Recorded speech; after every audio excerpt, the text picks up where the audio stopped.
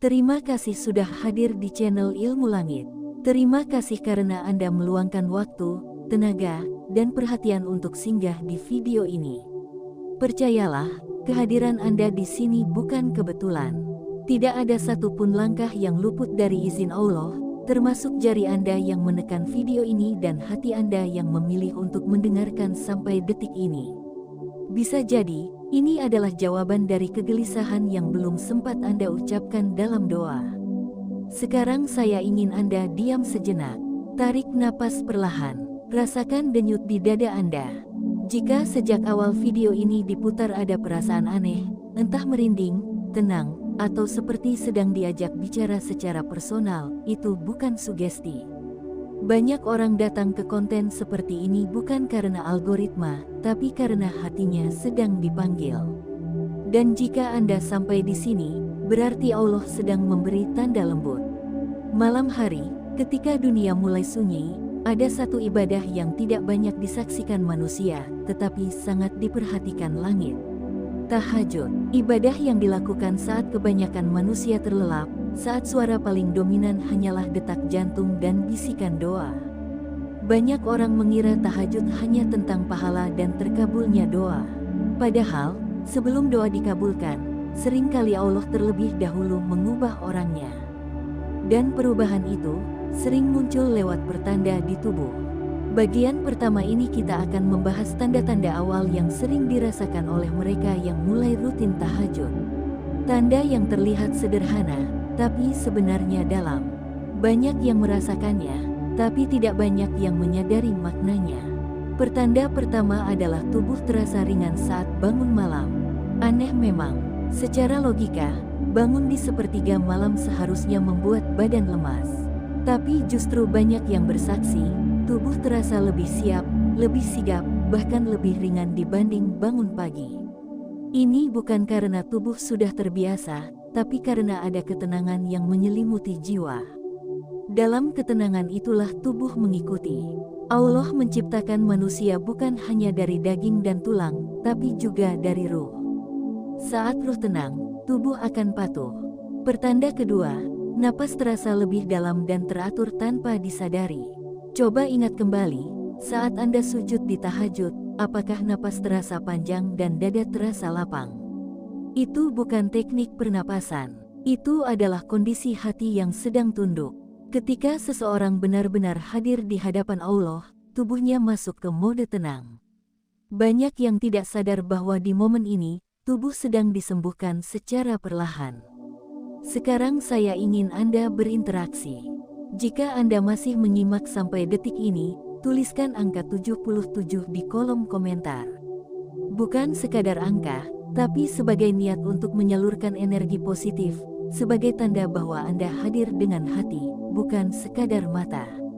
Kita lanjut ke bagian kedua. Di bagian ini, kita masuk ke pertanda yang paling sering dialami, tapi juga paling sering membuat orang bingung. Pertanda ketiga adalah hati menjadi lebih sensitif. Mudah tersentuh, gampang berkaca-kaca, bahkan saat mendengar hal sederhana.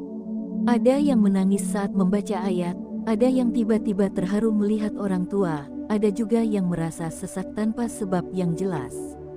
Banyak yang salah paham, mereka mengira ini tanda mental melemah. Padahal justru sebaliknya, ini tanda lapisan keras di hati mulai runtuh. Tahajud bukan membuat Anda lemah, tapi membuat Anda jujur pada diri sendiri. Saat seseorang rutin berdiri di hadapan Allah dalam sunyi, topeng yang biasa dipakai di siang hari mulai dilepas. Ego perlahan turun, hati mulai berbicara. Inilah fase yang sering tidak nyaman, tapi sangat penting. Jika Anda pernah berada di fase ini, jangan berhenti. Karena di balik lembutnya hati, Allah sedang menyiapkan kedewasaan jiwa. Masih di bagian kedua, ada tanda lain yang sering muncul, yaitu munculnya rasa tidak nyaman terhadap hal-hal yang dulu terasa biasa. Obrolan kosong, hiburan berlebihan, bahkan lingkungan tertentu mulai terasa berat. Bukan karena Anda merasa lebih suci, tapi karena standar batin Anda sedang dinaikkan. Tahajud diam-diam menggeser selera jiwa Anda. Sekarang kita masuk ke bagian ketiga, bagian yang sering disadari belakangan, tapi dampaknya paling panjang. Pertanda keempat adalah pola tidur berubah. Bukan sekadar durasi, tapi kualitas. Tidur mungkin lebih singkat, tapi bangun terasa lebih segar. Ini karena pikiran tidak lagi penuh beban. Orang yang hatinya sering mengadu pada Allah di malam hari, tidak membawa terlalu banyak beban ke dalam tidur. Pertanda kelima, muncul dorongan kuat untuk memperbaiki diri tanpa paksaan. Tidak ada yang menyuruh, tidak ada yang menghakimi, tapi ada suara lembut di dalam diri yang berkata, "Aku ingin jadi lebih baik." Ini bukan suara manusia. Ini adalah fitrah yang kembali hidup. Dan pertanda keenam, yang paling halus tapi paling dalam, doa terasa lebih hidup. Bukan karena semua permintaan langsung terkabul, tapi karena ada keyakinan baru bahwa Allah mendengar. Ada rasa dekat yang sulit dijelaskan. Bahkan dalam diam pun hati terasa berbicara. Jika Anda merasakan satu saja dari tanda-tanda ini, jangan sombong dan jangan takut. Itu bukan berarti Anda istimewa, tapi berarti Anda sedang diproses. Allah tidak mengundang semua orang ke sunyi malam. Hanya mereka yang hatinya siap dibentuk. Sekali lagi, terima kasih sudah berkunjung ke Ilmu Langit. Terima kasih karena Anda memilih konten yang menenangkan jiwa, bukan sekadar menghibur mata. Jika Anda merasa konten ini seperti sedang berbicara langsung kepada Anda, tuliskan angka 77 di kolom komentar sekarang juga. Biarkan energi positif itu mengalir, menguatkan niat kita untuk terus melangkah mendekat kepada Allah. Tetap bersama Ilmu Langit, karena perjalanan menuju langit selalu dimulai dari sunyi. Terima kasih karena Anda masih bertahan di sini. Terima kasih karena tidak pergi, karena tidak menggulir begitu saja. Percayalah, orang yang sampai di bagian ini bukan orang biasa. Ada sesuatu di dalam diri Anda yang sedang mencari jawaban. Dan sekali lagi, ini bukan kebetulan. Allah tidak pernah salah mempertemukan hati dengan pesan yang tepat. Sekarang kita benar-benar masuk ke bagian kedua. Bagian yang sering membuat orang terkejut. Bagian yang sering membuat orang ragu pada dirinya sendiri. Padahal justru disinilah proses itu dimulai. Jika di bagian pertama tubuh mulai memberi sinyal, maka di bagian kedua hati mulai berbicara lebih keras. Dan tidak semua orang siap mendengarnya. Pertanda ketiga yang paling sering muncul adalah hati menjadi jauh lebih sensitif. Bukan sensitif yang cengeng tanpa sebab, tapi sensitif yang hidup. Banyak orang yang mulai rutin tahajud tiba-tiba merasa mudah tersentuh. Mendengar ayat Al-Quran sedikit saja, dada terasa bergetar. Melihat orang tua, hati terasa penuh. Mengingat masa lalu, air mata menetes tanpa diminta. Pada titik ini, banyak yang ketakutan. Mereka bertanya dalam hati, ada apa dengan diriku? Kenapa aku jadi begini? Padahal sebelumnya aku baik-baik saja. Dengarkan baik-baik, bukan Anda yang berubah menjadi lemah. Justru lapisan keras yang selama ini menutupi hati Anda sedang dilepas oleh Allah. Selama ini, banyak hati yang terbiasa kuat secara palsu. Kuat karena menahan, bukan karena ikhlas. Tahajud mengajarkan kejujuran. Saat Anda berdiri sendiri di malam hari, tidak ada yang perlu dipamerkan. Tidak ada yang perlu dibuktikan. Disitulah hati mulai jujur. Dan kejujuran seringkali datang bersama air mata. Tangisan setelah tahajud bukan tanda kegagalan. Itu tanda pembersihan. Hati yang lama tertutup debu dunia akhirnya dibasuh. Dan air mata adalah salah satu cara Allah membersihkan luka, yang bahkan tidak Anda sadari keberadaannya. Pertanda keempat di bagian ini adalah munculnya rasa gelisah yang aneh, tapi bukan gelisah yang merusak. Gelisah karena ingin berubah. Gelisah karena merasa hidup tidak cukup jika hanya begini saja. Ada perasaan seperti sedang dikejar waktu. Seolah hati Anda berkata, aku tidak ingin menunda lagi. Banyak orang salah paham dengan kegelisahan ini. Mereka mengira ini stres atau overthinking. Padahal ini adalah alarm batin. Tahajud menyalakan kesadaran. Kesadaran bahwa hidup bukan hanya tentang rutinitas, bukan hanya tentang mencari aman, tapi tentang arah. Di fase ini, Anda mungkin mulai mempertanyakan banyak hal. Tentang tujuan hidup, tentang pilihan-pilihan lama, tentang kebiasaan yang selama ini dianggap biasa. Dan ini wajar. Allah sedang mengajak Anda naik satu tingkat, dan setiap kenaikan selalu disertai rasa tidak nyaman. Pertanda kelima, yang sering tidak disadari, adalah berkurangnya ketertarikan pada hal-hal yang dulu terasa menyenangkan. Hiburan yang dulu bikin betah, sekarang terasa hampa.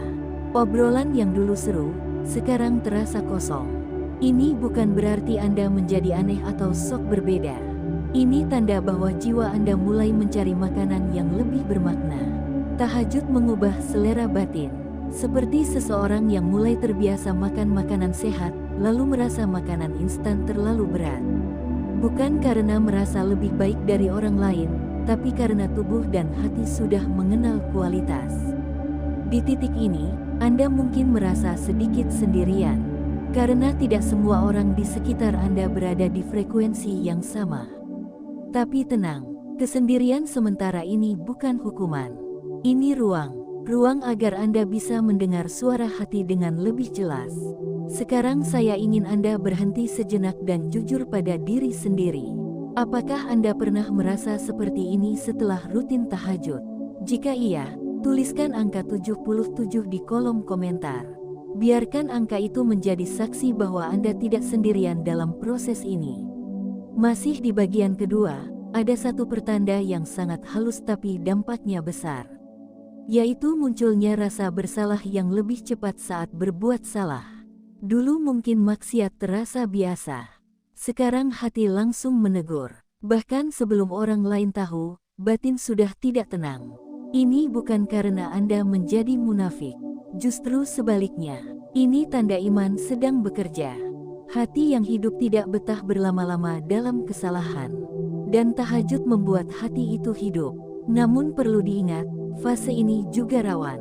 Karena disinilah setan sering berbisik. Ia berkata, lihat dirimu, kamu banyak salah, kamu tidak pantas. Jangan dengarkan bisikan itu. Rasa bersalah yang sehat mendorong taubat, bukan putus asa. Dan Allah tidak pernah memanggil orang yang sudah sempurna. Allah memanggil orang yang mau diperbaiki. Jika Anda berada di fase bagian kedua ini, satu pesan penting, jangan berhenti. Jangan mundur hanya karena prosesnya tidak nyaman. Emas tidak dibersihkan dengan tepukan lembut. Hati pun demikian. Bagian kedua ini adalah jembatan. Jembatan antara kebiasaan lama dan versi diri yang baru. Tidak semua orang sampai di sini. Dan tidak semua yang sampai berani melanjutkan. Tapi jika Anda masih di sini, masih mendengar, masih merasa, berarti Allah belum selesai dengan Anda. Terima kasih karena masih bertahan. Terima kasih karena membuka hati. Jika Anda merasa bagian ini benar-benar menggambarkan apa yang sedang Anda alami, sekali lagi tuliskan 77 di kolom komentar. Bukan untuk saya, tapi untuk diri Anda sendiri. Sebagai pengakuan bahwa Anda sedang bertumbuh. Dan setelah bagian ini, masih ada bagian berikutnya. Bagian di mana perubahan itu mulai terasa nyata dalam hidup. Jadi tetap di sini, karena perjalanan ini belum selesai. Terima kasih karena Anda masih setia berada di sini. Terima kasih karena tidak menyerah di tengah jalan. Tidak semua orang sanggup bertahan sampai bagian ini. Karena bagian ketiga bukan lagi tentang tanda awal, bukan lagi tentang kegelisahan batin, tapi tentang perubahan nyata yang perlahan menggeser arah hidup. Jika Anda sampai di sini, artinya Allah sedang membawa Anda masuk ke tahap yang lebih dalam. Bagian ketiga ini seringkali tidak disadari sebagai hasil dari tahajud. Banyak orang mengira perubahan besar datang dengan suara keras dan kejadian dramatis. Padahal perubahan sejati sering datang dengan tenang, pelan, dan konsisten. Seperti air yang menetes, tapi mampu melubangi batu. Pertanda pertama di bagian ini adalah cara Anda memandang hidup mulai berubah. Dulu mungkin Anda mengejar banyak hal dengan terburu-buru. Takut tertinggal, takut kalah, takut tidak dianggap. Namun setelah rutin tahajud, ada ketenangan baru. Bukan berarti ambisi hilang, tapi ambisi menjadi lebih tertata. Anda mulai paham mana yang perlu dikejar dan mana yang cukup dilepaskan. Ini bukan karena Anda menjadi pasrah tanpa usaha. Justru sebaliknya, Anda tetap bergerak, tapi tidak lagi gelisah. Karena di dalam hati sudah tertanam keyakinan bahwa rezeki, jodoh, dan takdir tidak akan tertukar. Keyakinan ini bukan hasil membaca motivasi, tapi hasil dari pertemuan sunyi dengan Allah di malam hari. Pertanda berikutnya adalah respon Anda terhadap masalah mulai berbeda. Masalah tetap datang, ujian tetap ada, tapi reaksi Anda tidak lagi sama. Dulu mungkin panik, marah, atau menyalahkan keadaan. Sekarang ada jeda, ada ruang untuk menarik napas dan berkata dalam hati, Allah pasti punya maksud. Inilah salah satu buah tahajud yang paling mahal. Ketenangan saat badai datang, bukan karena badai mengecil, tapi karena jiwa Anda membesar. Orang-orang di sekitar mungkin heran, kenapa Anda terlihat lebih tenang menghadapi hal yang sama. Mereka tidak tahu, setiap malam Anda sudah lebih dulu mengadu. Pertanda ketiga, hubungan Anda dengan Allah terasa lebih dekat, tapi bukan dalam bentuk euforia. Tidak selalu menangis, tidak selalu merinding. Justru terasa sederhana. Berdoa terasa mengalir, berzikir terasa alami. Bahkan dalam diam pun, hati seperti tahu kemana harus bersandar. Di fase ini, Anda mulai paham bahwa doa bukan sekadar meminta. Doa adalah tempat pulang, dan tahajud mengajarkan makna pulang yang sebenarnya. Pulang dari hiruk-pikuk dunia, pulang dari tuntutan manusia, pulang kepada Allah apa adanya. Pertanda keempat, hidup Anda mulai dipenuhi kejadian-kejadian kecil yang terasa pas. Bukan kebetulan besar, tapi ketepatan kecil. Bertemu orang yang tepat di waktu yang pas. Mendapat jawaban dari arah yang tidak disangka. Terhindar dari sesuatu yang belakangan Anda sadari ternyata buruk. Ini bukan keberuntungan, ini penjagaan. Allah sering bekerja dengan cara yang halus. Dan orang yang terbiasa hadir di hadapannya di malam hari, akan lebih peka melihat tanda-tanda ini. Bukan karena merasa istimewa, tapi karena hatinya tidak lagi terlalu bising. Pertanda kelima adalah munculnya keinginan untuk memberi. Bukan hanya memberi harta, tapi memberi waktu, perhatian, dan kebaikan. Anda mulai sadar bahwa hidup bukan hanya tentang mengisi, tapi juga mengalirkan. Dan anehnya, semakin Anda memberi, hati justru semakin lapang. Ini adalah fase ketika tahajud tidak lagi terasa sebagai kewajiban berat, tapi kebutuhan. Seperti seseorang yang haus dan tahu di mana sumber air berada. Jika suatu malam terlewat, hati terasa ada yang kurang. Bukan rasa bersalah yang menekan, tapi rasa rindu yang lembut. Pertanda keenam, dan ini yang paling dalam, Anda mulai berdamai dengan diri sendiri. Luka lama tidak sepenuhnya hilang, tapi tidak lagi menguasai. Penyesalan masa lalu masih ada, tapi tidak lagi melumpuhkan. Anda mulai memahami bahwa Allah tidak menilai Anda dari masa lalu, tapi dari arah Anda melangkah sekarang. Di titik ini, Anda tidak lagi sibuk membandingkan hidup dengan orang lain.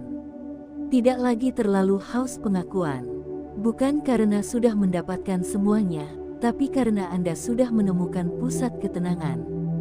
Dan pusat itu bukan manusia, bukan dunia, tapi Allah. Jika Anda merasakan satu saja dari perubahan ini, jangan ceritakan ke semua orang. Simpan sebagai rahasia antara Anda dan Allah. Karena apa yang tumbuh dalam sunyi, akan kuat dalam badai. Sekarang saya ingin Anda kembali berinteraksi. Jika bagian ketiga ini terasa seperti cermin dari perjalanan Anda, tuliskan angka 77 di kolom komentar. Biarkan itu menjadi doa yang diam-diam, agar langkah Anda terus dijaga dan dikuatkan. Terima kasih sudah membersamai ilmu langit sampai sejauh ini. Terima kasih karena memilih untuk bertumbuh, bukan sekadar lewat. Ingat, tidak semua orang dipanggil untuk bangun di sepertiga malam. Dan jika Anda termasuk yang dipanggil, jangan sia-siakan. Perjalanan ini belum selesai. Selama Anda masih bernapas, selama malam masih datang, selama Allah masih memberi kesempatan, selalu ada ruang untuk mendekat. Tetaplah melangkah, meski pelan, karena arah yang benar jauh lebih penting daripada kecepatan. Sampai kita bertemu lagi di jejak berikutnya. Jejak orang-orang yang memilih mendekat kepada Allah dalam sunyi dengan setia.